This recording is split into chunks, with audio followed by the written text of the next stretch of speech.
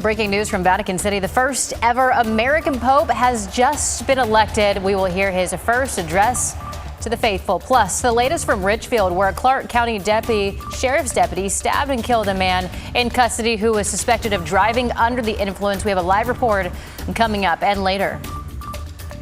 This is not even sold as something like alcohol or marijuana where it's designed to be ingested. This is being sold as a food service industry product. Federal law bans the sale of nitrous oxide for recreational use, but why is it still available all over town? We'll investigate. Your news at noon starts right now.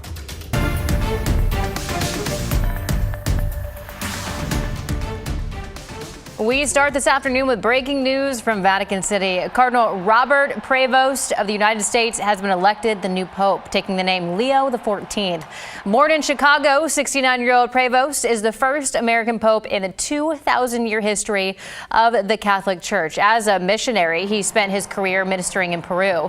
He also led a powerful office that vets bishop nominations from around the world. In his first address, Pope Leo XIV outlined his vision for the Catholic Church to build bridges and engage in conversation. We've got to look at how we can together be a missionary church, a church that builds bridges, that is always open to receive everyone, just like in this square, to receive everyone, to welcome everyone, our charity, our dialogue and love. President Donald Trump has posted on social media congratulating the new pope and says it is a great honor for the United States. We will have local reactions to the newly elected pope later in our evening newscast coming up at 4 o'clock. Our top local story this afternoon is the latest on the deadly stabbing this morning in Ridgefield. The Clark County Sheriff's Office says one of its deputies stabbed and killed a man who is suspected of driving under the influence. Our Thomas Schultz joins us live in Ridgefield with more on this. Thomas, what more do we know? Well, China law enforcement authorities have been up here investigating this incident to learn exactly what happened since around 4 a.m. this morning. And right now, there's still dozens of vehicles from different agencies present here. Now, the Clark County Sheriff's Office says this all started down in Vancouver when neighbors say the suspect crashed into these two cars. They say he was visibly drunk. We don't know his name, but neighbors say the man was around 60 years old. After the crash, neighbors called 911. Once deputies arrived on scene, they arrested the man and brought him here to a way station along I-5 in Ridgefield around 11:30 last night. While in the breath test room, the sheriff's office says a deputy reported over the radio the suspect tried to grab his gun, leading to a fight. That's when the deputy stabbed him several times. Clark County Sheriff's Office says the deputy was not hurt in the incident and has been placed on critical incident leave, which is standard protocol. And neighbors say the man who was killed seemed to be struggling with something in his life before being arrested. You kind of wish you knew what was his problem last night, because he seemed like he was struggling to me. Aside from just being drunk, he seemed very upset about something. And the Washington Office of Independent Investigations is now collecting evidence as they just begin their investigation up here in Ridgefield.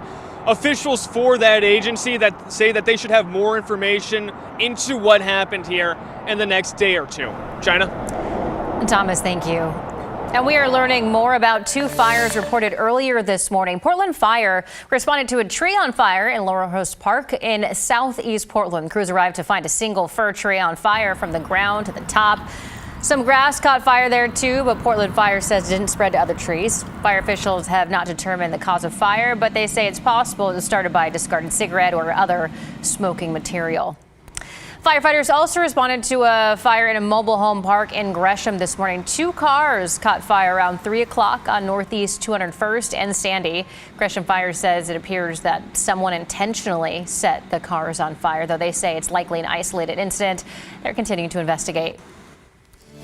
Hey, if you registered to vote in Oregon's special district election, you should have received your ballots by today. If you have not received a ballot or if you need a replacement, you're advised to contact your elections office as soon as possible. So in Multnomah County, for example, you can call elections at 503-988-VOTE. The number's on your screen there as well. You could also go online and obtain a ballot through the county's order ahead replacement ballot request.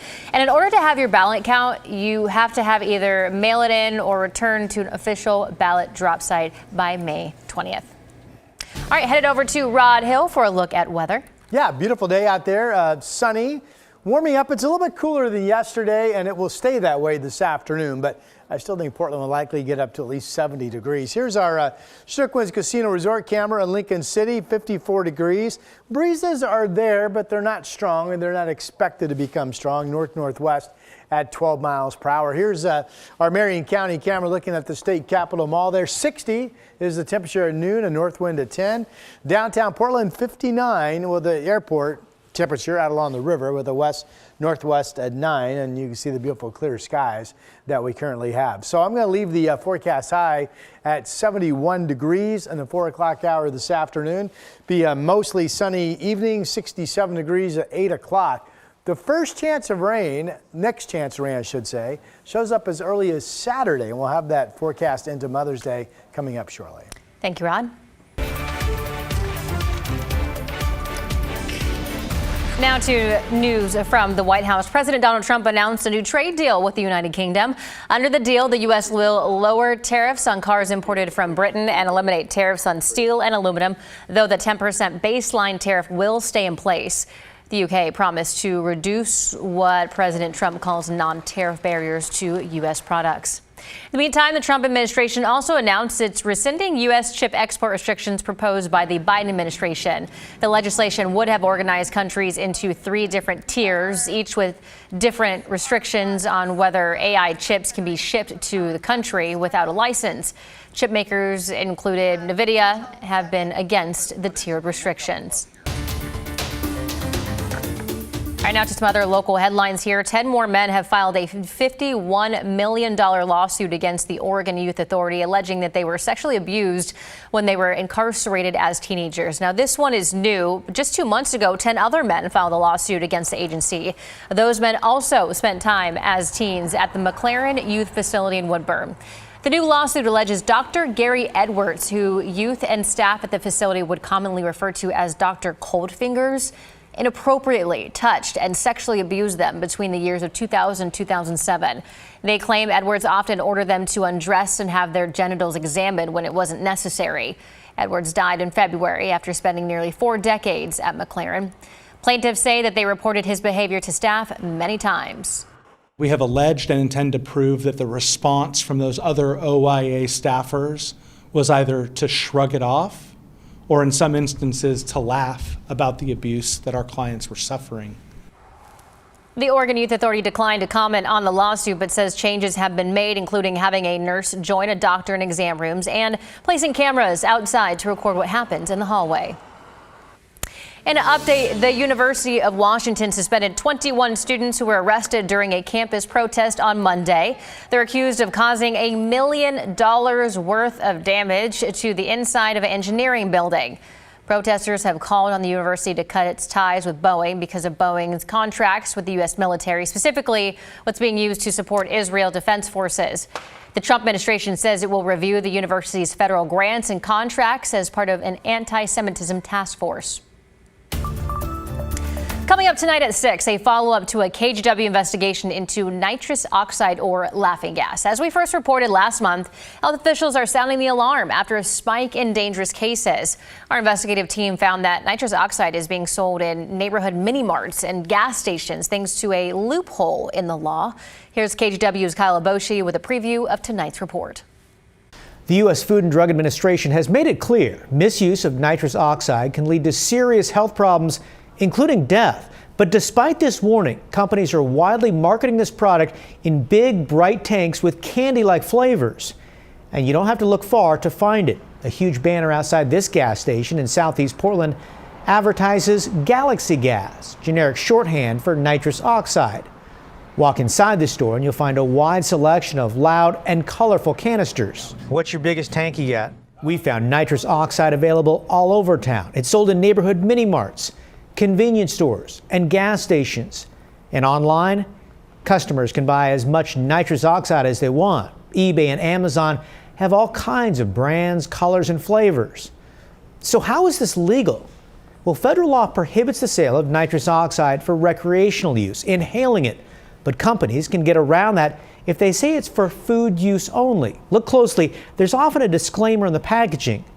This loophole allows them to sell it legally as a culinary product, say for making whipped cream. I think that this is actually one of the biggest problems with why we're seeing this as a health epidemic, is because this is not even sold as something like alcohol or marijuana where it's designed to be ingested. This is being sold as a food service industry product.